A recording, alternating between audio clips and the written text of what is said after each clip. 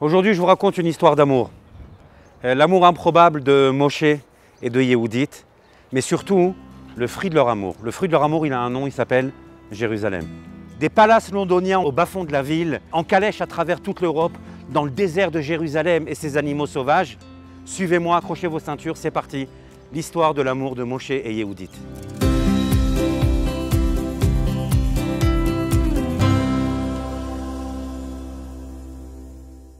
D'un côté, la famille Barend-Cohen, Hannah et Yehudit, peut-être les deux parties les plus demandées de Londres, la communauté ashkénaze en tout cas. Yehudit va grandir dans un palace londonien, une éducation privée à la maison. Elle apprend le français, elle apprend l'allemand et elle va bientôt commencer à être sortie pour être présentée à des jeunes prétendants.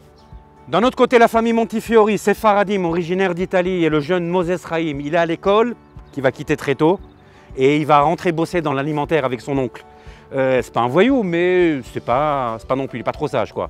Et d'ailleurs, son oncle, qui le regarde bosser, il voit sa fibre commerciale et son extrême droiture.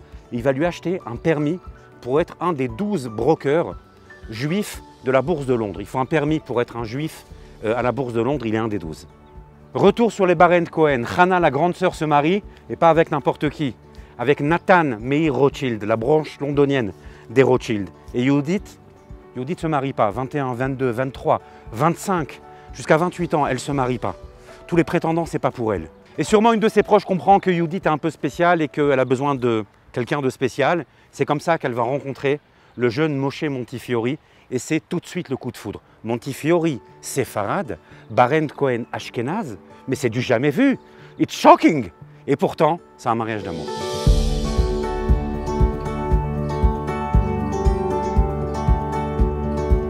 Si vous avez suivi, vous vous rappelez que Moses Montifiori est le beau-frère de Rothschild. Il devient un des investisseurs de la famille Rothschild et de beaucoup d'autres nantis de Londres. À 40 ans, il prend sa retraite. Il décide de se retirer de ses affaires et de se livrer à ce qui est important pour lui dans sa vie. Lui et Yehudit ont deux passions. La première, c'est le peuple juif. Et la deuxième, doucement, doucement, ça devient Jérusalem.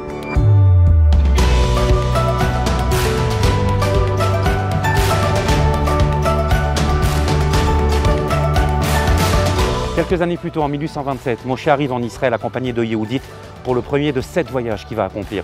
Ce voyage-là va lui changer sa vie, mais il va surtout changer le destin de tout un peuple. Il écrit dans le journal qui tient « Je suis arrivé à Jérusalem pour la première fois, 50 familles séfarades, 40 familles ashkénazes, 200 veuves.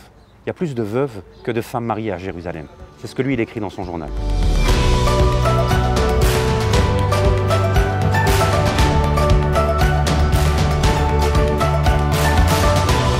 Les amis, 1827 en Israël, c'est le Moyen-Âge. En Europe, on est en pleine révolution industrielle. En Israël, on ne connaît pas la révolution industrielle, on ne connaît pas la Renaissance, on est resté au Moyen-Âge. Il n'y a pas une route en Israël, il n'y a pas un médecin dans Jérusalem. D'ailleurs, la ville de Jérusalem, c'est ce qu'il y a intramuros, c'est ce qu'il y a dans les murailles de la vieille ville, c'est tout. Ça devient leur projet de vie, ça devient en fait presque leur obsession. Le renouveau de Jérusalem, le retour du peuple sur sa terre, c'est ça leur projet. Vous avez bien compris, hein? En 1827, on est bien avant le sionisme, Herzl n'est pas encore né, Ben Gurion, n'en parlons même pas. On est au tout début du tout début, il faut être un sacré visionnaire pour oser imaginer qu'il va se passer quelque chose ici. 1855, le 4e voyage, le voyage décisif. Ils arrivent avec 50 000 $ dans la main. C'est l'héritage d'un juif américain de la Nouvelle-Orléans qui s'appelle Yehuda Toro, qui leur a été confié. Et ils ont enfin compris ce qui allait faire la différence. L'essentiel, c'est pas d'aider ou de donner la tzedaka, mais l'essentiel, c'est d'aider à opérer un changement. Un changement, quelque chose de nouveau qui peut émerger dans l'histoire des Juifs de Jérusalem et dans l'histoire du peuple. Avec ces 50 000 $, ils achètent un terrain en dehors des murailles de la vieille ville et ils construisent quelque chose d'absolument magnifique. 2 bâtiments, 21 appartements, un mikvé, synagogue séfarade, synagogue ashkénaze, des bains et surtout une industrie, peut-être la première industrie à Jérusalem, le moulin, le fameux moulin de Montifiori.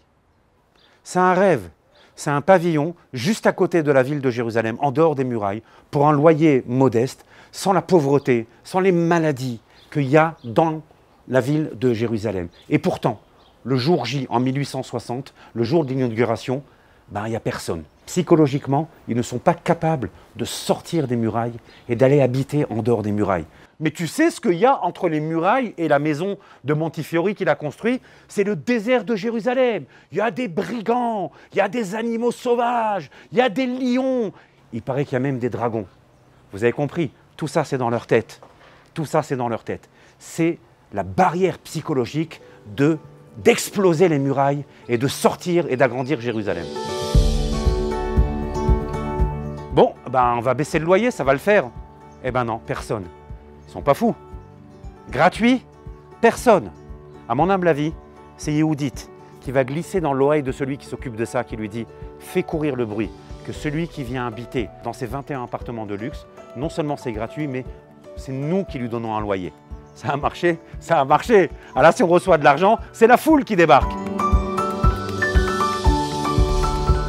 Ça y est, la porte est enfoncée, on sort des murailles et de quartier en quartier, on construit et on agrandit Yerushalayim.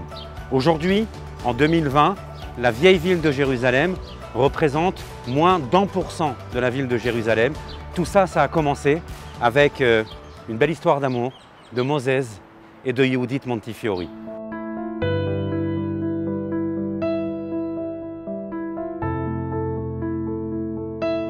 En 1862, Yehudit meurt. Au moment de l'enterrer à Ramsgate, Moshe fait son oraison funèbre. Et il dit aux participants en hébreu, « Tout ce que j'ai fait dans ma vie, c'est à elle que je le dois. C'est elle qui a été le déclencheur de tout ça. » Et il se tourne vers sa femme. Yehudit et Moshe n'ont jamais eu d'enfant. Leur enfant, c'est un petit peu tout ça, c'est Jérusalem. Et donc il se tourne vers sa femme. Vous savez, Yehudit, ça veut dire juive. Et il lui dit, « À ta naissance, on t'a appelé Yehudit. Et pourtant, de naissance, toi, tu n'as pas pu en donner. Mais en fait, tu es devenue la maman de tous les Yehudim. »